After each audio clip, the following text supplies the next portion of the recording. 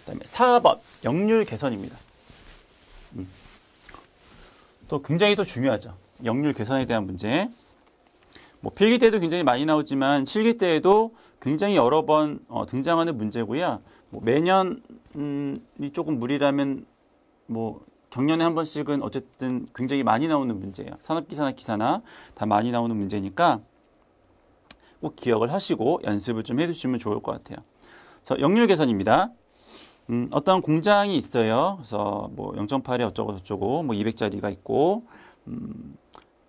연결해서 합성 역률을 0.95로 개선한다. 그래서 1번 문제는 전열용 콘덴서 용량이 얼마냐? 그리고 2번은 요거 이제 직렬 리액터에 대한 문제니까 일단 1번만 1번만 할게요. 전력용 콘덴서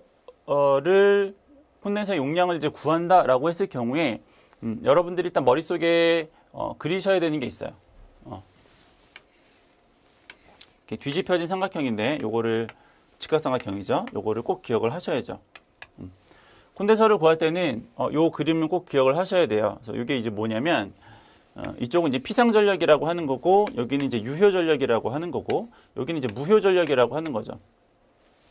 필기 때도 이제 많이 하긴 하는데 그래서 요거는 이제 단위가 kVA 뭐 VA나 그냥 킬로로 다 맞출게요. 얘는 뭐 킬로와트. 요거는 kVAR. 그래서 보통 이제 저희가 역률이라고 하는 게 이제 요거를 이제 의미를 하는 거죠. 요게 이제 코사인 세타가 되는 거죠. 그래서 요 코사인 세타는 피상분에다가 이제 유효분 이렇게 이제 나누어서 계산을 하는 건데 결과적으로 우리가 콘덴서라는 거는 어떻게 사용을 하는 거냐면 보통 일반적인 부하가 유도 부하죠. 뭐 그 전동기나 뭐 이런 거 다 코일이니까. 근데 이 유도 부하에 대한 어떤 지상에 대한 전력을 콘덴서라고 하는 것은 진상에 대한 전력을 품으니까 그거를 서로 상쇄시키겠다. 그럼 이제 우리가 콘덴서 용량을 구하면 그것만큼 이제 무효 전력이 주는 거죠. 그렇죠? 무효 전력이 주니까 같은 용량이라고 할지라도 얘가 원래는 용량은 항상 일정하죠. 요만큼에 대한 뭐 변압기면 변압기 용량으로 요만큼에 대한 출력 밖에 걸 수 없었는데 부하를 그만큼밖에 못 걸었는데 얘가 이만큼 역률이 개선이 되면 역률이 개선된다라고 하는 건 1에 가깝다라는 건데 그러면 요 크기는 일정하니까 넘어오면 어떻게 되냐면 더 커지겠죠. 이렇게. 그럼 결과적으로는 이만큼의 플러스만큼의 부하를 더 걸 수 있다더라. 이제 그게 역률 개선에 대한 기본적인 내용이다 이렇게 보시면 될 것 같아요. 그래서 무효 전력을 감소시켜서 무효 전력을 줄여서 더 필요한 만큼의 전력을 얻을 수 있는 이런 것들이 이제 역률 개선이다라고 이제 보시면 되고 잘 개선이 되면 1이 되는 거죠. 그러면 얘가 1이 된다라는 건 뭐냐면 얘랑 똑같다라는 거니까 피상분하고 유효 전력이 똑같다라는 거잖아요. 이만큼 우리가 부하를 다 쓸 수 있다. 뭐 이제 이렇게 되는 거죠. 그래서 이게 이제 그 기본적인 개념이다. 이렇게 이제 보시면 되고요. 보통 이제 이런 이제 콘덴서 용량이 얼마냐라는 것을 이제 물어봤을 경우에 콘덴서 용량을 구하시는 식은 보통 이렇게 쓰죠. 콘덴서 용량에 대해서는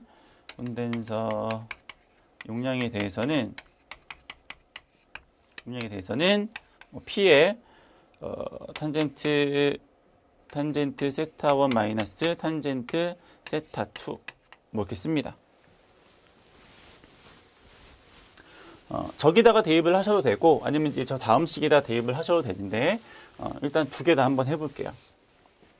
그래서 일반적으로 많이 쓰는 식은 이제 요거를 조금 이제 응용을 해서 뭐 이렇게 되는 거예요. 탄젠트라고 하는 게 코사인 분의 사인에 대한 값이니까 얘가 이제 뭐 이렇게 되는 거죠. 코사인 세타 1에 사인 세타 1 플러스 마이너스 코사인 세타 2의 사인 세타 2 뭐 이렇게 되는 거죠.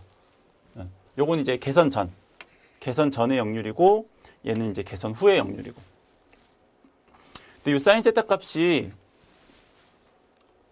주어지지 않죠. 역률만 주어지고 개선 전에는 역률이 얼마였는데 개선 후에는 역률이 얼마다 뭐 이렇게만 되는 거니까 요 사인 세타 값을 구하셔야 돼요. 요 사인 세타 값은 어떻게 구하시냐면 1 마이너스 코사인 제곱 세타의 루트를 씌우면 되죠. 왜냐면 사인 제곱하고 코사인 제곱을 두 개 더하면 그 값이 1이 나와야 되니까 뭐 증명하는 것들 뭐 고등학교 이런 수학 같은 데 나오겠죠.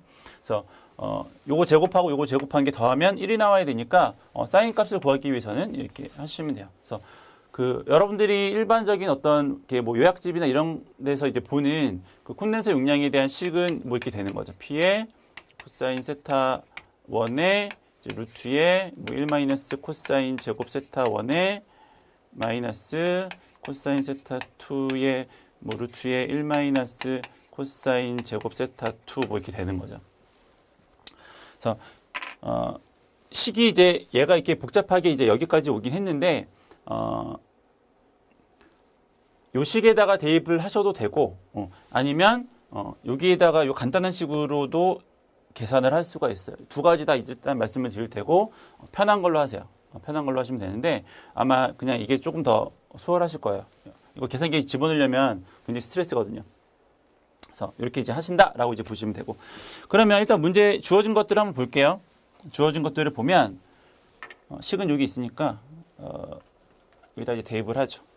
다시 안 쓰고 대입을 할게요. 요거 P 요 콘덴서 용량 구하실 때에 여러분들이 실수하는 것 중에 또 하나가 뭐냐면 여기 나오는 이 P 값을 잘못 대입해서 틀리시는 분들이 좀 많이 계세요. 요거는 요 P 값은 단위가 뭐냐면 킬로와트예요.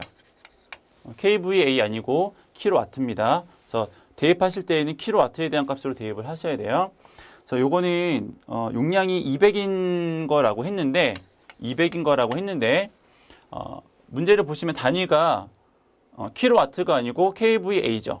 그럼 여기다가 얼마만큼을 더 곱하셔야 되냐면 코사인 세타 역률만큼을 더 계산을 하셔야죠. 아까 여기 나왔어요. 여기다가 코사인만큼을 곱해야지 유효분이 되는 거니까. 그래서 역률이 얼마라고 했냐면 0.8이라고 했네요. 0.8. 요거는 대입을 해보시면 계산 전에는 지금 이제 했어요. 0.8이라고. 코사인에다가 이제 0.8 집어넣으시면 되고 계산 후에는 얼마라고 했냐면 0.95라고 했네요. 그럼 이제 여기다 0.9 이렇게 대입해서 계산기 누르시면 되죠. 여기도 0.8 집어넣으시면 되고 여기도 0.95 집어넣으시면 돼요. 얘를 이제 계산기로 집어넣으면 어떻게 되냐면 굉장히 난감하죠. 뭐 이렇게 되는 거 200에 곱하기 0.8에 가로를 하시고 또 얘를 또 해야죠. 루트에 어떤 계산기는 뭐 루트에 자동적으로 괄호가 들어가는 부분도 있는데 안 그런 경우도 있어요. 그래서 얘를 그냥 1-0.8에 제곱을 해버리면 안 나오죠. 그러면 답이 안 나와요. 그래서 일단 곱하기 괄호하고 루트에 이렇게 일단 계산기 넣는 식으로 하면 루트 하시고 괄호 하시고 1-0.8에 제곱에 괄호 닫으신 다음에 다시 나누기에 0.8을 하시고 다시 괄호를 나누시는데 얘를 또 먼저 빼야 되죠. 그렇죠? 그러면 여기다가 또 괄호를 또 하고 마이너스에 또 이걸 또 해야 돼. 복잡해요. 해보시면 되는데 해보시면 되는데 복잡해요. 그래서 이렇게 하실 분들은 이렇게 하시고 넣어보세요. 한번 연습이니까 복잡하더라도 일단 해보시면 돼요. 한 번에 다 뭐 들어가기가 어렵다 그러면 뭐 부분 계산해가지고 뭐 이렇게 계산이 되는데 일단은 뭐 하여튼 해보시면 되는데 굉장히 복잡하다 이거죠. 이런 것들은. 이제 복잡하니까 그럼 우리는 어떻게 하는 게 조금 좋냐면 처음에 했었던 요 탄젠트 값 요거를 조금 이용을 해서 문제를 풀면 조금 좋아요. 그래서 저 앞에 것을 이용하면 어떻게 되냐면 여기다가 다시 쓸게요. 쓸게요. P에 이제 탄젠트 세타 1의 마이너스 탄젠트 세타 2인데 여기다가 하면 이제 어떻게 대입을 하시면 되냐면 조금 어려울 듯한데 하면 괜찮아요. 몇 번 해보시면 요 세타 값이 있어요. 요 세타 값을 구하시면 돼요. 요 세타 값을 구하시면 되는데 어디서 구하시는 거냐면 요 코사인 세타 1 그러니까 개선전이죠. 개선전의 역률에서 요 세타 값을 구하시면 돼요. 그리고 요 세타 2는 어떻게 구하시면 되냐면 이건 개선 후죠.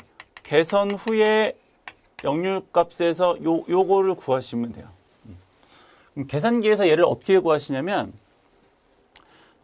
거기에 보면 계산기에 보시면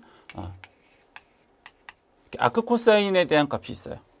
코사인은 이렇게 마이너스 1승 붙은 게 있는데 이게 이제 역수를 취하는 건데 요 세타를 구하기 위해서 이렇게 하시고 여기다가 이제 계산 전에 역률값을 집어넣으시면 되세요.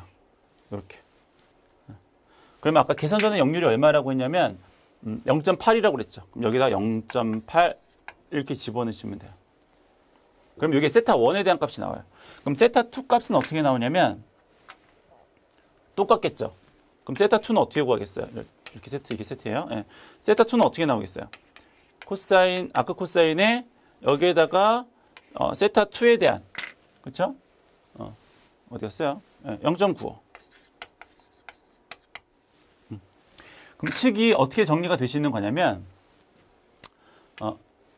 P는 이제 아까 저거 200에다가 곱하기 0.8에 곱하기 괄호를 하시고, 탄젠트 집어넣으시고, 세타 1 대신에 얘를 넣는 거죠.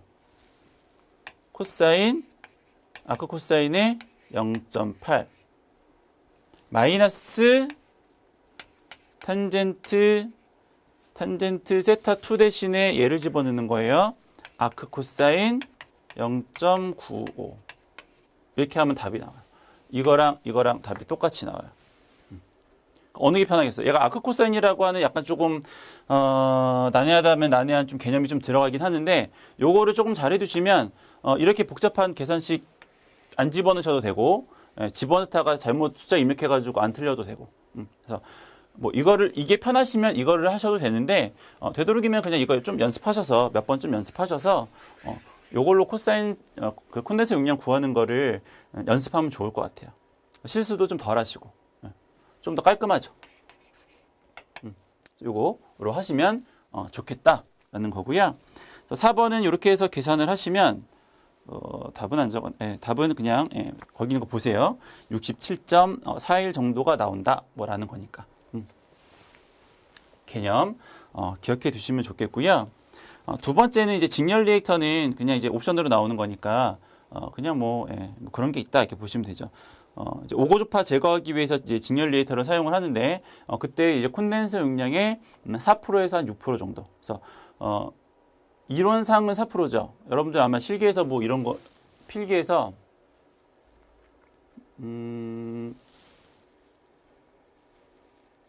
아니다. 그냥 할게요. 이렇게 제곱해가지고 하는 게 있었는데, 필기에서도 이거 나와요. 필기에서 나오는데 실기에서 이거 계산하시 그 답을 쓰십시오라는 이제 부분들이 나오니까 좀 고려해 주시면 좋을 것 같아요. 그래서 어쨌거나 뭐 오고주파에서 뭐 이거 뭐 용량하는 거는 밑에 있는 거 참고하시고요. 뭐 그거보다는 요 앞에 나온 요 콘덴서 용량 이거 구하시는 거 연습 좀 잘해 두세요. 뭐 계산기 쓰는 거, 그다음에 저 앞에 대입하는 게 킬로와트라고 하는 거, 그리고 저거보다는 뭐 이렇게 쓰는 게 조금 좋겠다. 그리고 처음에 적어드렸던 어떤 그 직각삼각형에 대한 역률 계산이 어떻게 된다. 뭐 기본적인 개념 정도는 좀 알고 넘어가시면 다른 문제 푸실 때에도 굉장히 용이합니다. 이제 여기서 아까 이제 두 번째 그 직렬 리액터에 대한 부분은 특별히 설명하진 않을게요. 나중에 그냥 시험 문제 나오면 한번 풀도록 하고요. 여기서 이제 조금 이제 주의하실 점이 있어요. 여기까지 했어요. 여기가 1차예요. 콘덴서를 이제 구하는 문제, 계산 문제 여기까지가 1차고 이게 이제 가장 기본형이에요. 이제 그 다음에 어떤 게 나오냐면 이게 약간 변형된 문제들이 조금 나와요.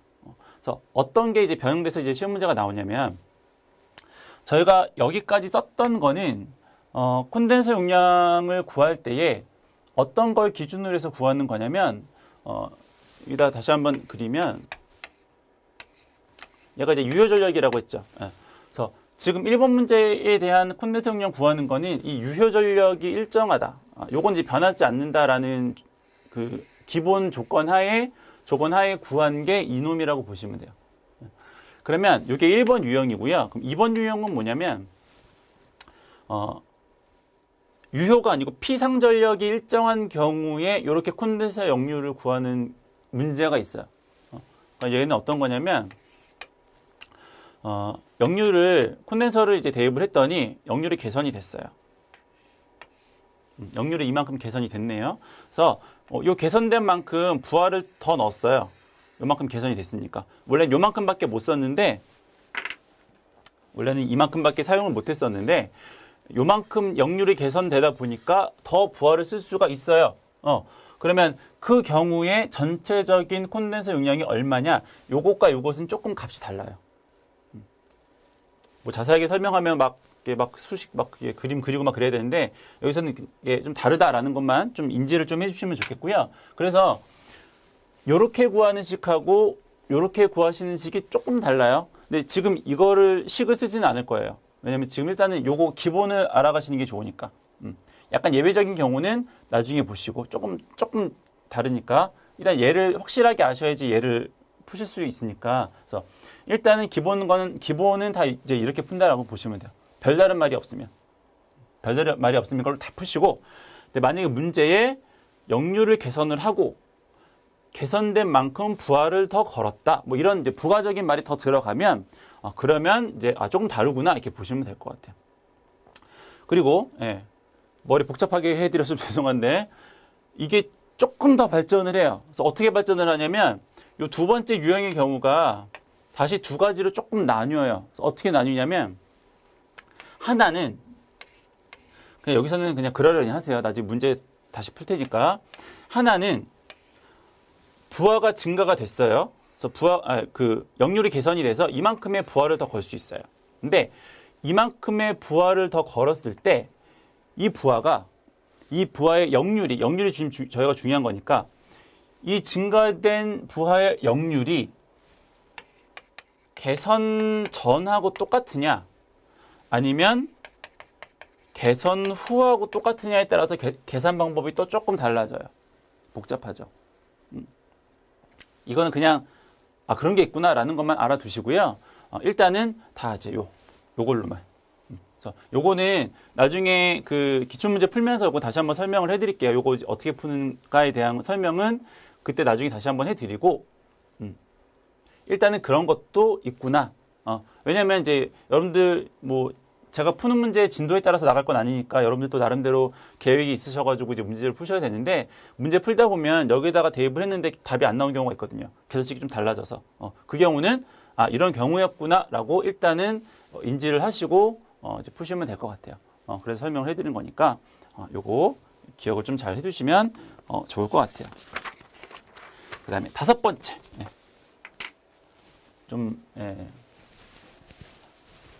개념이 조금 어렵긴 한데 그래도 한번 머릿속에 넣어두시면 굉장히 유용합니다. 실무에서도 굉장히 유용하게 사용되어지는 개념이니까 기억을 조금 잘 해두시면 좋을 것 같아요. 이제 5번 문제, 다섯 번째 문제. 간선 및 분기선의 허용 전류다.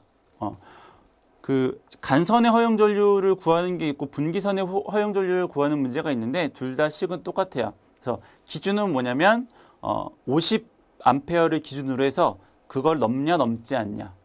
그래서 넘으면 1.1배 하시면 되고요. 넘지 않으면 1.25배 하시면 돼요. 그 정도만 기억하시면 돼요. 원래는 이제 이 식을 원래 대입을 하는 거는 그 부하가 전동기 쪽 부하가 있고 아니면 다른 기타 부하가 있잖아요. 뭐 전열기 부하 같은 게 있는데 그 두 개를 비교를 해서 예를 들어서 전동기 사용하는 전류랑 일반 부하에 사용되어지는 전류값을 비교를 해서 일반 부하에 사용되어지는 전류값이 더 크면 1.1배, 1.5배 안 해도 상관없어요. 근데 시험에서는 그 문제는 안 나오죠. 여태까지 한 번도 나오지 않았기 때문에 그럼 그 다음은 다 뭐냐면 기본적으로 전동기에 사용되어지는 허용 전류가 훨씬 큰 경우 그래서 50보다 크냐 50보다 작으냐 이제 그거에 따라서 1.1배, 1.25배 요거 이제 대입해서 푸는 문제다 이렇게 보시면 될 것 같아요. 그래서 간선하고 분기선하고 이제 허용 전류 구하시는 내용은 이제 동일하다 이렇게 보시면 되겠고요. 그래서 이제 5번 문제를 보시면 부하가 이제 두 개가 나뉘어져 있어요. 전동기 쪽이 있고 이제 히터가 있는데 뭐 혹시 모르니까 요새 뭐 시험 문제가 실기 시험 문제가 기존에 나왔던 문제를 약간 좀 변형해서 많이 출제를 하기 때문에 혹시 뭐 히터 쪽에 대한 부하 전류값을 훨씬 더 크게 뭐 해서 1.1배, 1.25배 안 곱하고도 풀도록 하는 문제가 나올 수도 있으니까 일단 비교는 한번 해주셔야 돼요. 그래서 5번 문제를 보니까 전동기가 있고 히터가 있는데 전동기 쪽 부하 전류를 한번 다 더해보세요. 70이에요. 그리고 히터 쪽을 다 더해보시면 25에다가 45네요. 어느 쪽이 더 크냐면 전동기 쪽이 더 크죠. 이제 그러면 1.1배, 1.25배를 이제 하셔야 돼요. 이제 1.1배를 하실 건지 1.25배를 하실 건지는 어떻게 이제 나누시는 거냐면 50을 넘느냐 아니면은 50을 넘지 않느냐. 그래서 요거는 전동기가 40이고 하나는 40이고 하나는 30이니까 50을 넘죠. 그러면 얘는 몇 배를 하셔야 되는 거냐면 전동기 전류의 1.1배만큼을 하시면 돼요. 그래서 요거는 이제 식을 쓰면 아까 70하고 45는 했으니까 전류 값을 그냥 이제 계산을 해보면 70이라고 했었죠. 그렇죠? 네, 70이고 여기다 몇 배 하셔야 되는 거냐면 1.1배를 하셔야 되는 거고 그리고 전용 히터가 얼마였냐면 더하면 45였죠. 그렇죠? 그래서 50을 넘었으니까 허용 전류 값은 최소한 요만큼. 그래서 요거를 이제 계산기로 넣으시면 되는데 보통은 이런 문제가 훨씬 더 많이 나와요. 이렇게 푸는 문제가. 그래서 얘가 이제 70이 넘지 않으면 1.25배를 한다던가 70이 넘으면 이제 50이 넘으면 1.1배를 하고 넘지 않으면 1.25배를 하는 요게 일반적으로 많이 나오는 문제고요. 요게 조금 변형이 된 게 여기에 어떤 조건이 더 붙냐면 수용률이라는 게 조금 더 붙죠. 그래서 내선 규정에는 우리가 이 허용 전류를 구할 때 이 수용률을 적당히 대입을 해서 계산을 해야 된다라는 조건이 있기 때문에 수용률이 나오면 여기에다가 수용률을 더 곱해 주시면 돼요. 얘가 얼마냐면 0.7이죠. 자, 총 해서 계산기로 누르시면 얘가 85.4A 뭐 이렇게 나오는데요. 그래서 간단한데 굉장히 많이 나오는 문제, 자주 좀 등장하는 문제니까, 네, 그죠? 자주 등장하는 문제니까 좀 기억을 좀 해두시면 좋을 것 같아요. 네, 1.1배, 50을 넘었으니까, 네, 52하면 1.25배. 그래서 만약 수용률이 주어지면 수용률 계산한다. 뭐 그 정도 계산하시면 될 것 같아요. 넘어가시고 6번 설비 불평형률 문제입니다. 예전에는 조금 더 많이 좀 등장했었던 문제인데 최근에는 좀 뭐 이 문제가 좀 쉽다고 생각하는지 좀 빈도수가 좀 적기는 해요. 그래도 나온 데 틀리면 안 되니까 어려운 문제는 아니니까 기억을 좀 해두시면 좋을 것 같아요. 그래서 이 설비 불평형률은 이제 단상 3선이냐 아니면 삼상 3선이냐 이렇게 이제 나누어서 이제 계산을 하게 되는데 일단 이 프린트물에 있는 거는 이제 단상 3선식에 대한 문제고 그 밑에 해설을 잠깐 먼저 보세요. 해설을 잠깐 보시면 중성선과 각 전압 측 전선 간에 접속된 부하 설비 용량의 차를 총 부하 설비 용량의 2분의 1로 나눈 값을 또 이렇게 말이 좀 어려운데 그림으로 하면 이제 그냥 별거 아니에요. 그림으로 하면 이제 단상 3선식이면 이제 그림을 그냥 간단하게 한번 그려볼게요. 단상 3선식이면 뭐 이렇게 되는 건데 이제 중성선이 있고 이제 뭐 RT, 뭐 RS, 뭐 TS 같은 뭐 두 개 선이 있겠죠. 그러면 요 사이에 부하가 이렇게 걸릴 수도 있고요. 아니면은 요 선 간에 이제 부하가 이렇게 걸릴 수도 있어요. 그렇죠? 다른 방법은 없죠. 그래서 뭐 이렇게 중성선하고 다른 한 선 간에 부하가 걸리거나 아니면 선 간에 걸리거나. 그러면 계산을 어떻게 하는 거냐면 선 간에 걸리는 그러니까 분자에 들어가는 거는 요 선 간에 걸리는 부하는 일단 무시하시고 중성선과 다른 한 선에 걸리는 부하 중에서 둘 중에 큰 거에서 작은 놈을 빼면 돼요. 얘가 뭐 여러 개 있으면 그거 다 합한 거랑 이거 다 합한 거랑 해서 두 개를 빼죠. 두 개를 뺀 거를 분자에다가 집어넣으면 돼요. 두 개를 뺀 거를. 그리고 분모에는 이제 뭘 집어넣으면 되냐면 분모에는 그냥 다. 선간이건 중성선하고 다른 항상 뭐 상관없이 다. 몽창. 그래서 걔를 반으로 나누죠. 이렇게 계산하는 거예요. 이렇게. 말로 하면 조금 어려운데 그림상으로 보면은 하나도 어려운 건 아니에요. 식이 길다고 뭐 그런 건 아니니까. 그러면 요건 이제 단상 3선식일 경우였고요. 그럼 삼상 3선식일 경우는 이제 어떻게 되냐면 똑같이 선은 3개인데 삼상 3선이니까 얘는 이제 부하가 3상짜리 부하도 또 있겠죠. 그렇죠? 얘는 이제 선간에 얘는 이제 중성선이라는 건 없으니까 그 단상 삼상 3선식에서는 그러면 이렇게 선간에 걸릴 수도 있고 아니면 이렇게 선간에 걸릴 수도 있고요. 아니면 이렇게 선간에 걸릴 수도 있겠죠. 밑에 거예요. 이렇게 되겠죠. 요거는 3개가 선이 다 들어가고 그러니까 얘는 삼상부하죠. 얘는 단상부하고. 그래서 요 삼상 3선식은 이제 어떻게 계산하시면 되냐면 얘가 A라고 할게요. 얘는 B라고 하고 얘를 C라고 할게요. 달라요, 다 부하가. 그러면 A랑 B랑 C 중에서 제일 큰 놈하고 제일 작은 놈을 빼면 돼요. 똑같아요. 이거랑 처음에 했던 거랑. 제일 큰 놈에서 작은 놈을 빼면 되는데 이 놈은 얘 빼고 삼상에 물리는 거 빼고 선간에 걸리는 것 중에서 제일 큰 놈에서 제일 작은 거. 단상은 선간에 걸리는 거 요 놈 빼고 중성선과 다른 선에 걸리는 부하 중에서 제일 큰 놈과 제일 작은 놈. 그래서 요거 중에서 제일 큰 놈하고 제일 작은 놈 뺀 거 분자에다 쓰시고요. 마찬가지로 얘도 분모 다 있잖아요. 얘도 다. 근데 얘는 이제 2분의 1로 나눴는데 얘는 이제 얼마로 나누는 거냐면 3분의 1로 나누죠. 똑같죠? 이렇게 이제 구한다 보시면 돼요.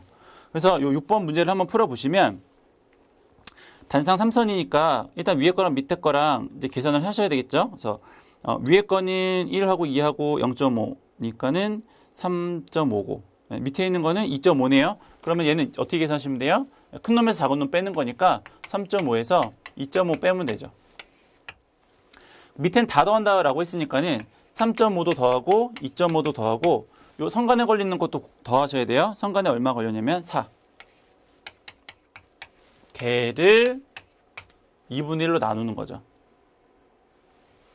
그럼 얘가 이제 얼마가 나오시냐면 얘가 20%가 나온대요. 뭐 이렇게 푸는 거예요. 네.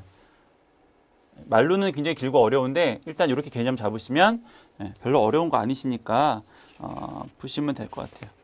넘어가시고 분기회로수 문제입니다. 분기회로수 문제도 굉장히 많이 나와요. 굉장히 여러 번 나오는 문제이고요. 작년 시험에는 요 분기회로수가 나왔었는지 안 나왔는지 가물가물한데 하여튼 자주 나와요. 꽤 여러 번 나왔어요. 그래서 이 분기회로수 문제는 이것도 이제 식 자체는 어렵진 않아요. 식 자체는 어렵지 않고 어떤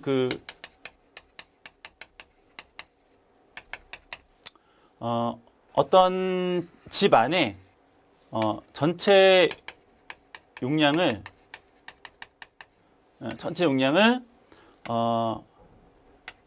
한 회로수로 나누는 거죠. 전체 용량을 한 회로수로 나누면 돼요. 보통은 이제 요 한 회로수가 그 220V의 15A가 일반적으로 기준이다 이렇게 보시면 되세요. 한 회로에 대한 그 값이 그래서 보통 이제 3300VA만큼이 한 회로에 대한 용량으로 이제 일반적으로 많이 나오죠. 네, 다를 때도 있으니까 이렇게 뭐 나오면 조건이 달라지면 뭐 약간 20 나올 수도 있으니까 조건에 따라 조금씩 달라지게 이제 푸시면 되지만 만약에 주어지지 않았으면 문제에서 좀 예전 문제 같은 경우에는 요 한 회로 용량을 주어지지 않는 경우도 있었거든요. 이제 그런 경우는 이거 좀 기억하셨다가 대입을 하시면 되고 위에는 그냥 전체 용량 대입하시면 돼요. 그래서 7번 이제 문제를 보면 이제 요 전체 용량이 이제 얼마인지를 보셔야죠. 요 전체 용량이 이제 얼마인지를 보셔야 되는데 보니까 연 면적이 300이고요. 전열용 부하가 제곱미터당 30이래요. 그러니까 300에다가 30을 곱해야죠. 그리고 5,000짜리 에어컨이 2개가 있고요.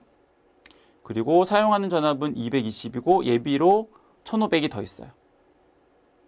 그 조건에 보니까 에어컨은 30짜리 전용 회선으로 하고 기타는 15분기 회로를 한다. 얘는 이제 이 조건이 주어진 거죠. 그렇죠? 얘는 그 첫 번째 줄에 두 번째 줄 끝쪽에 보면 사용하는 전압은 220이고 그리고 기타는 에어컨 빼고 기타는 15A 분기 회로를 한다라고 했으니까 이게 이제 주어진 경우다 이렇게 보시면 돼요.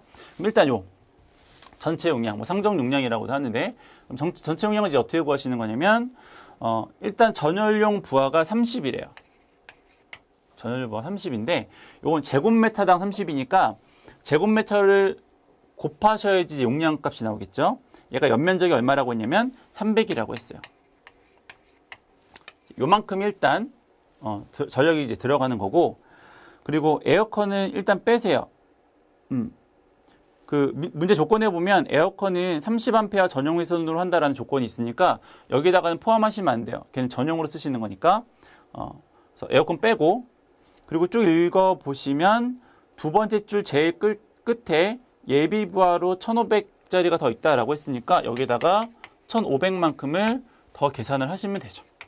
이게 이제 상정 부하다 이렇게 보시면 돼요. 여기 이제 계산하면 얼마가 나오시냐면 1500이 나온대요.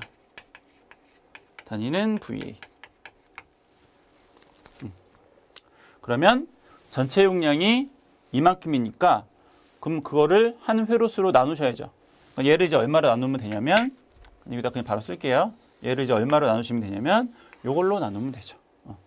220에 곱하기 15. 그러면 요 값이 얼마가 나왔냐면 3.18회로래요. 3.18. 근데 회로를 그러니까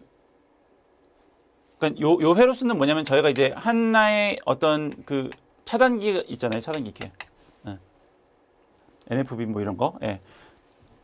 그런 거를 이제 한 회로로 잡는 건데 얘가 3.18이면 얘를 3개 달고 0.18개를 달 수가 없잖아요. 그럼 얘는 이제 어떻게 하셔야 되냐면 이거보다 줄일 수는 없으니까 최소한 이만큼이 필요한 거니까 얘는 무조건 절상합니다. 점 얼마, 점 0.0001만 나와도 무조건 다 올리셔야 돼요. 그러니까 얘는 분기 회로수를 몇 개를 잡으셔야 되냐면 4개를 잡으셔야죠. 그래서 일단 소형 기계, 기구 및 전등에 대해서는 4회로를 잡으시고요. 4회로를 잡으시고 그리고 문제 조건에서 에어컨은 30A 전용 회선으로 따로 한다. 전용 회선이라는 게 따로 한다는 거예요. 따로 한다라고 했으니까 에어컨이 몇 개 있었냐면 2대. 그럼 30A짜리를 2개를 더 분기 회로를 사용을 해야 된다라는 거죠. 그럼 총 몇 회로를 사용하셔야 되는 거냐면 6회로를 사용을 하셔야 돼요.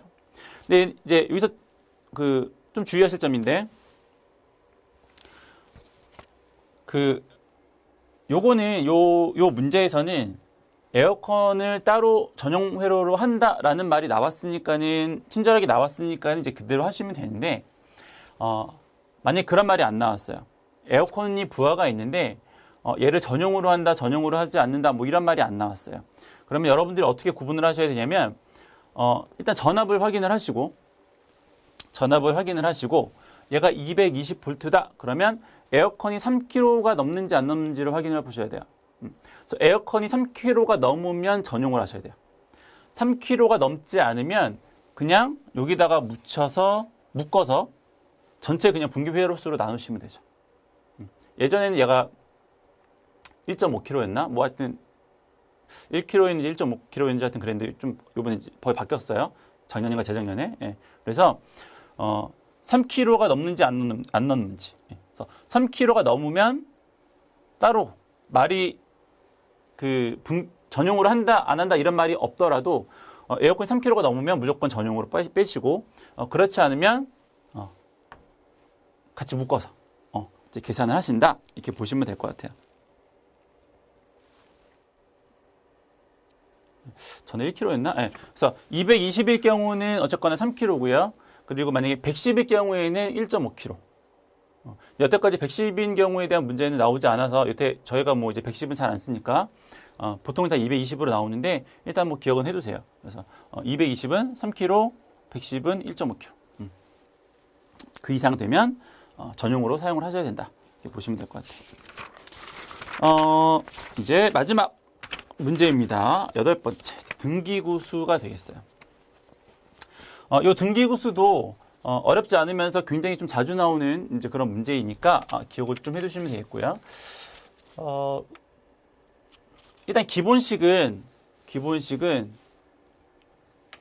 AED가 FUN 이게 됩니다. 뭐 이렇게 뭐 아이들이 논다 뭐 이렇게 또 하는데 뭐 하여튼 뭐 편하신 대로 외우세요. 그래서 AED가 FUN. 그래서 요거는 이제 면적이고 요거는 면적이고 요거는 조도고 요거는 감광보상률이고 유리시고 그리고 요거는 광속이고 요거는 조명률 요거는 개수 이거 하시면 되죠. 그래서 뭐 요식 하나면 실기에서 어떤 그 조명과 관계된 문제들은 꽤 많이 풀 수 있어요. 보통은 이제 그 시험에서 이제 많이 물어보는 거는 요 등기구가 몇 개냐 이제 요거를 이제 많이 물어보는데 뭐 조도나 뭐 이런 뭐 광속 같은 거 구하는 문제가 나올 수도 있으니까 뭐 일단 식은 기억을 좀 잘 해두시고 이제 이게 이제 제일 많이 나오니까 아까 이항하는 거 처음에 잠깐 했었죠. 나머지 넘기셔야 돼요. 곱하기니까 넘어가면 나누기가 돼요. 그래서 전체 개수는 FU의 AED 이렇게 하시면 돼요. 뭐 대입해보죠. 뭐 요거 자체가 뭐 어려운 건 아니니까 이제 대입을 해보시면 되는데 일단 8번 문제는 1번하고 2번은 좀 나중에 하고요. 3번 문제만 그냥 먼저 해볼게요. 면적이 얼마라고 했냐면 뭐 주어지진 않았는데 가로 세로가 10하고 16이라고 했어요. 그렇죠? 네. 그러면 여기는 요거는 10 곱하기 16 이 면적이 되겠고요. 그리고 조도가 얼마라고 했냐면 요건 300이라고 했네요. 얘는 300. 그리고 감광보상률은 안 나왔는데 문제를 쭉 보시면 보수율이라는 게 있죠. 보수율.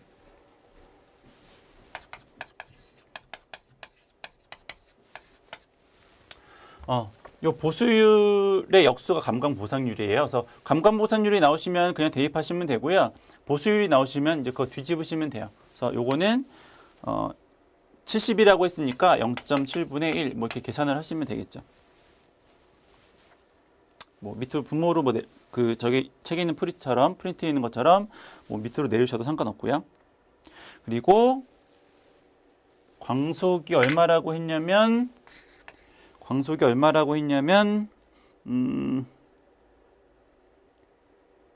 3150.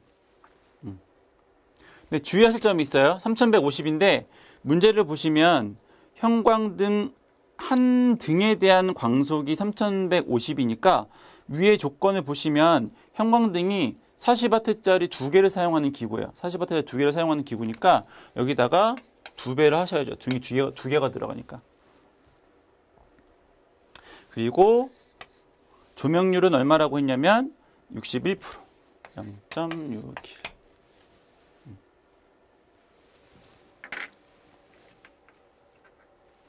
해서 넣으면 되죠.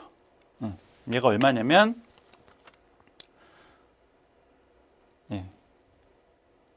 하시면 17.84니까 얘도 아까 그 분교율에서 하는 거랑 마찬가지인데 17개라 0.84개의 등을 달 수는 없잖아요. 이거보다 많은 값이니까는 무조건 절상하시는 거죠. 그래서 총 몇 개의 등을 다셔야 되는 거냐면 18개의 등을 다셔야 돼요. 여기서 이제 중요한 거 다시 한번 말씀드리면 아까 요거 계산했던 거 있잖아요. 그렇죠? 요게 조금 이제 혼동스럽게 나오는 경우가 있어요.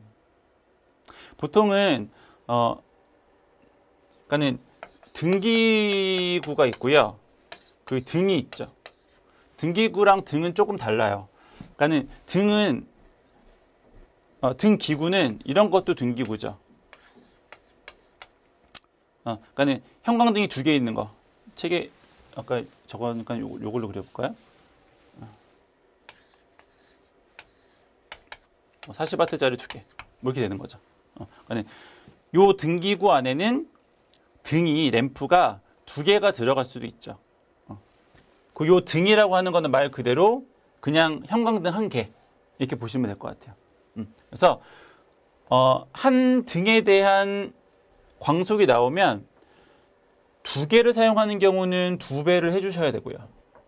만약에 그게 아니고 등기구 하나에 대한 광속이 얼마다라고 나왔을 경우에는 곱하기 2배를 해주면 안 되죠.